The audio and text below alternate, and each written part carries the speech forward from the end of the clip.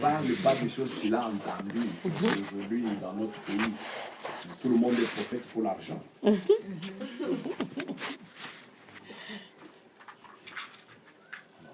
Un prophète, c'est un aigle. Et l'aigle, ça ne dépend pas de l'aigle.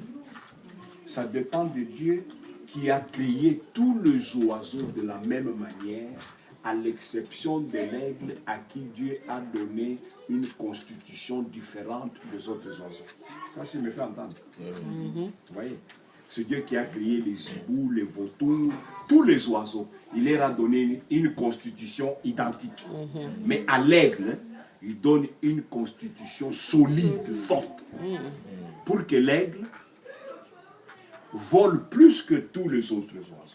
Alors quand l'aigle vole plus haut, plus que tous les autres oiseaux, au-dessus des cris, au-dessus des acclamations, au-dessus de nos yeux humains, c'est pour que Dieu lui montre certaines choses. Et quand l'aigle descend, il donne les ainsi dit le Seigneur. C'est ce qu'il a vu. Alors Dieu parle à Ésaïe, va lui dire qu'il mette de l'ordre, parce qu'il va mourir. Ésaïe vient, il parle à Ézéchias.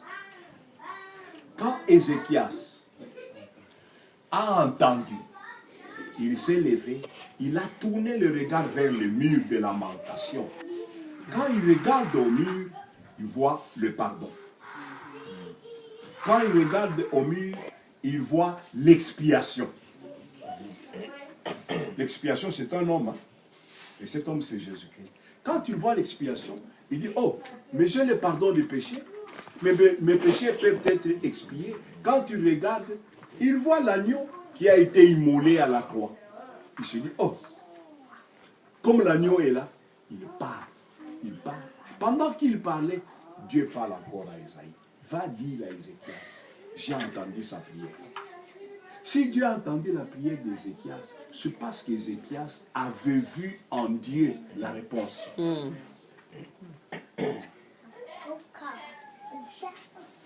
C'est parce qu'Ézéchias avait vu en Dieu la délivrance.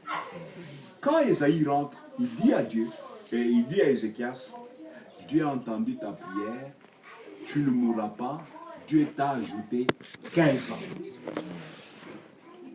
Nous ne pouvons pas aller dans la présence de Dieu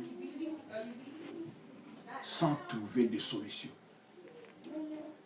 Le plus grand problème, c'est parce que nous allons dans la présence de Dieu avec nos solutions toutes tracées par nous-mêmes. C'est la raison pour laquelle Dieu ne nous parle pas. C'est la raison pour laquelle Dieu ne nous donne pas des réponses. Vous voyez, quand quelqu'un, comme chez nous, là, vous êtes encore bien, votre foi commence à changer ici en Amérique. Mais chez nous, quand un chrétien prie, pas tout le monde, un chrétien entre guillemets, quand un chrétien prie, il cherche de l'argent, le minéral, il dit, bon, Seigneur, donne-moi l'argent. En tout temps, il voit son oncle, il voit son grand frère.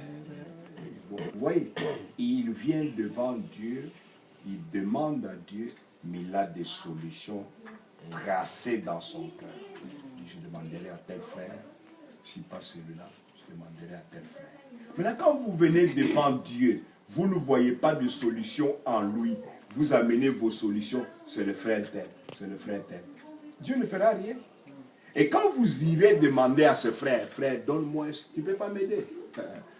Si tu savais quel calvaire je traverse. C'est parce que vous amenez des solutions toutes faites devant Dieu. C'est comme ça qu'Ézéchias est sorti de là, guéri, libéré et délivré. Amen. Et avant de terminer, je dis ceci. Ne soyons pas non plus des Judas. Parce que Judas avait le regard tourné vers l'argent. Regardez. Le regard de Judas, c'était sur l'argent parce qu'il volait. Tout ce qu'on mettait dans la caisse, tout ce qu'on donnait au Seigneur Jésus, Judas volait. Après avoir volé, il en avait assez. Il s'est dit, je vais terminer en vendant le Seigneur.